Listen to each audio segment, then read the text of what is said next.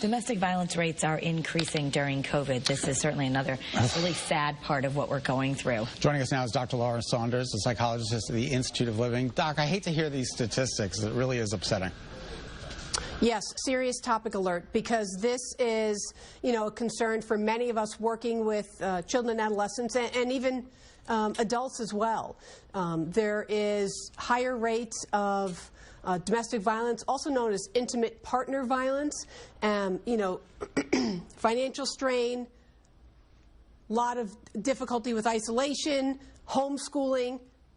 Reducing means of access or escape out of the house is really creating a mix of factors that are making it very, very difficult for a lot of people, increasing the pressure, and then the pressure comes out as violence. Well, so often domestic violence, one of the tactics of the abuser would be to isolate someone. And, a lot of people are just isolated anyway right now. I know you see a lot of children. What's your concern for the kids right now?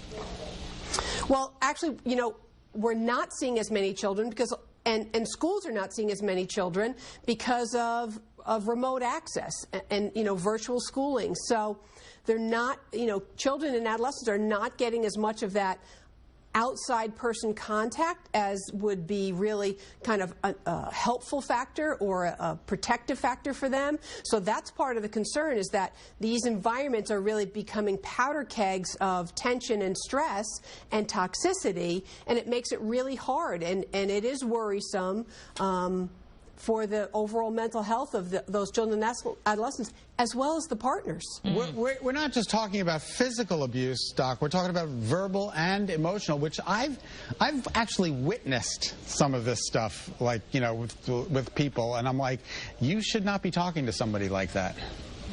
Right. And, it's not making excuses. Excuse me. There's a lot of excuses that people make. Oh, they just had a bad night, or they just drank too much last night.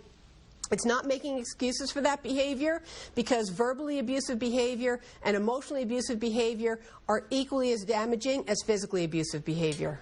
Well, some of the symptoms, let's talk about this: anger, impulsivity, hypervigilance, fear. How do you sort it out? What's really going on if you're worried about someone, and just the fact that so many people are anxious because of COVID right now?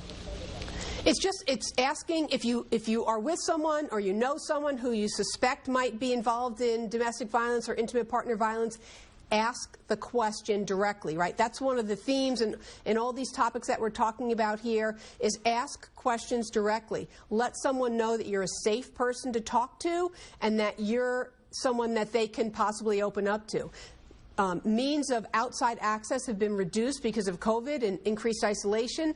So if you haven't seen your neighbor, or you've seen bruises on your neighbor, or a friend or an acquaintance, ask, are you okay? Is there something I can do to help you? There are resources out there. And do you, bordering on prying, do you keep pushing the issue? Because obviously you know something is wrong, but if they keep saying no, how far do you go?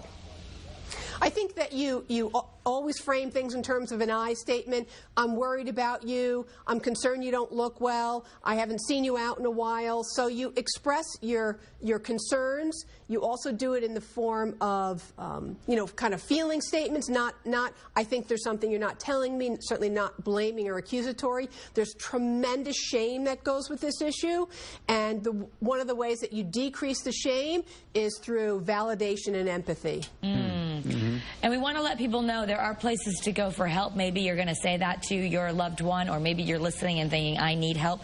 It's totally confidential, but you can dial these numbers that are there, 888-774-2900. It's also in Spanish, 844-831-9200. And then there's the DCF hotline, too, 800-842-2288. You really encourage people to call. What are they going to find on the other end of that line that could help them? They're going to find someone that's going to listen to them, give them access to information and resources. And the reality is, it takes many tries to get out of a situation like that. It doesn't just take one try. But to know that there's resources out there, and even to know that the people care and that they see that really means something. So offer that support and validation, especially as we're coming up into the holiday season and we can't reach out and do the things that we might typically do in another year. So let's check in on our neighbors and friends and make sure everyone's okay. Thank you, Dr. Laura. We appreciate checking in with